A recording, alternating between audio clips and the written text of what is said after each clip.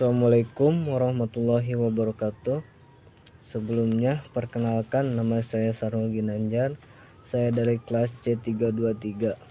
Dalam video kali ini, saya akan menjawab beberapa soal EAS evaluasi akhir semester kecerdasan emosional.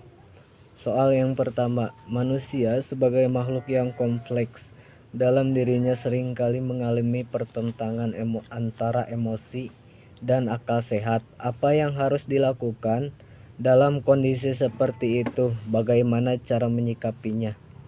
Jawabannya adalah kita sebagai makhluk yang kompleks, kita juga harus bisa memilah dan memilih mana yang baik dan tidak baik, mana yang urgen dan tidak urgen. Jika terjadi pertentangan antara emosi dan akal sehat, kita bisa memilih. Jika emosi itu menjerumuskan kepada hal yang baik, boleh kita pilih. Jika tidak, maka tinggalkan. Dan cara menyikapinya adalah dengan lapang dada. Lapang dada adalah sikap penerima segala keadaan dengan senang hati.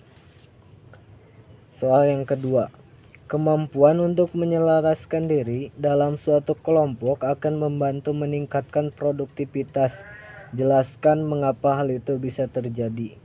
Jawabannya iya, karena jika seseorang yang bisa menyelaraskan diri dalam suatu kelompok akan menunjukkan rasa solidaritas yang tinggi, saling tolong menolong, membantu satu sama lain, dan setiap pelaksanaan tugas di dalam organisasi dapat diselesaikan dengan penggunaan waktu, tenaga, dana, dan sumber-sumber lainnya secara efisien dan efektif. Pertanyaan yang ketiga, merasa takut, cemas, stres, dan depresi biasanya merupakan gejala dalam gangguan psikosomatik. Bagaimana tahapan penanganan terhadap hal tersebut? Gangguan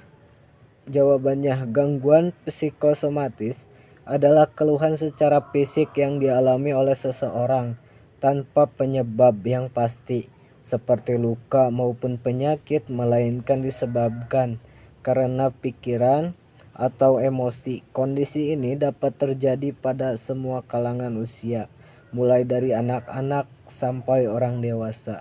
Biasanya hal ini berawal dari masalah mental seperti gangguan cemas, stres, atau depresi. Adapun cara mengatasinya adalah sebagai berikut.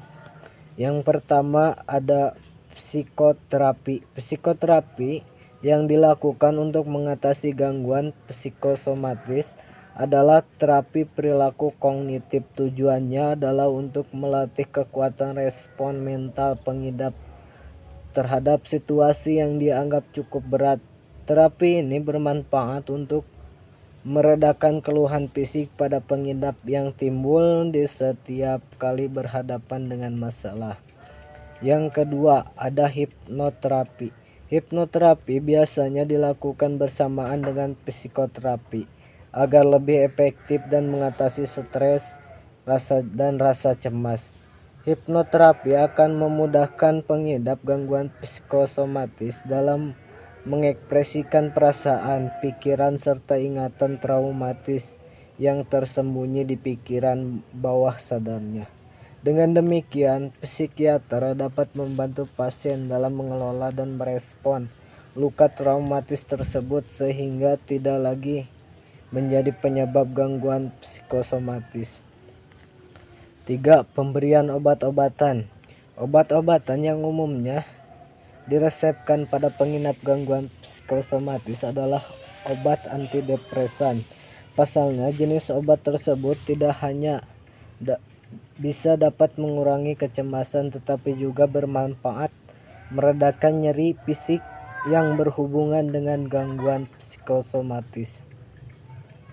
Yang keempat, menerapkan gaya hidup sehat seperti pola makan, olahraga teratur, dan tidur yang cukup.